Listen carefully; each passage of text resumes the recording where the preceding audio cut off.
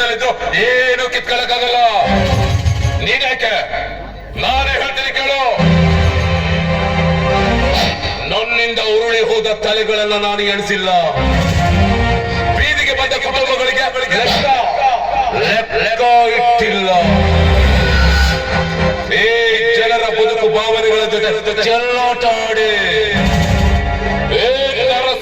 ಸಮಯಕ್ಕೆ ನಾನೇ ವಾರಸುತ್ತಾರ.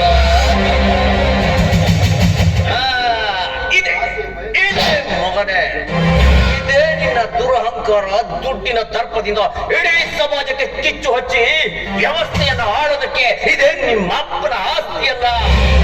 ಇನ್ನು ಜನ ನಿನಗೆ ಹೆದರ್ಕೊಂಡು ನಿನ್ ಮುಂದೆ ಮುದುರ್ಕೊಂಡು ಕೂತ್ಕೊಳ್ಳಕ್ಕೆ ಜನ ಏನೋ ನಿನ್ನ ಗುಲಾಮರಲ್ಲ. ಬಡವ ಬೆವರಿಡಿಸಿದ ಹಣದಿಂದ ಎಡಗಳ ತೋರಣ ಕಟ್ಟೋ ನಿನ್ನ ತನ್ನ ಈ ಜನ್ಮಕ್ಕೆ ಅದು ನಿನಗೆ ದೊಡ್ಡಸ್ತಿಕೆ ಏನೋ ಗೌರವನ. ಅದನ್ನ ಸರ್ವಾಧಿಕಾರತ್ವ ಅಂತಾರೆ. ನಿನ್ನ ಹಾಗೆ ಅದೆಷ್ಟೋ ಗಂಡುಗಲಿಗಳು ನನಗೆದುರಾಗಿ ಕೈ ಎತ್ತಿದ್ವು. ಕೊನೆಗೆ ಮಂಡಿಯೂರಿ ಕುಳಿತು ಬಿಸಾಡಿದ ಹೆಂಜಲನ್ನ ನೆಚ್ಚಿ ಎತ್ತಿದ ಮಹಾನ್ ಕೈಗಳಿಂದಲೇ ಕೈ ಮುಗಿದು ಹೋದು. ಕೈ ಮುಗಿದ ಕೈಗಳಿಗೆ ಶಕ್ತಿ ಬಂದಾಯ್ತು.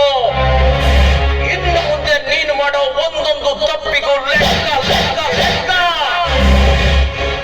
ಲೆಕ್ಕಾಗಿದ್ದು ಬಡ್ಡಿ ಸಮೇತ ಶಿಕ್ಷೆ ಅನುಭವಿಸೋ ಕಾಲ ಸನ್ನಿಹಿತ ಆಯ್ತು. ಇನ್ಸ್ಪೆಕ್ಟ್ರೆ, ನಮ್ಮ ಕಡೆ ಒಂದು ಹಳೇ ಗಾದೆ ಮಾತಿದೆ. ಈ ಮೊರ ಬಡಿದು ಬೆಕ್ಕನ್ನು ಹೆದರ್ಸ್ತಾರಲ್ಲ, ಹಾಗಾಯ್ತಲ್ಲ ನಿನ್ನ ಸ್ಥಿತಿ. ನಿನ್ನ ಕಣ್ಣ ಮುಂದೆ ನಡೆದ ಹಸಿ ಸತ್ಯಗಳನ್ನು ತಿಳಿಯದ ನೀನು ಬೆನ್ನ ಹಿಂದೆ ನಡೆದ ಏನೋ ಎದುರಿಸ್ತೀಯ.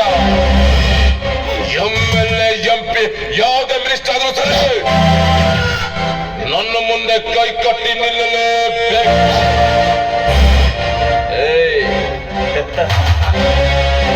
ಮುಂದೆ ಕೈ ಕಟ್ಟೋದು ಮರ್ಯಾದಸ್ಥ.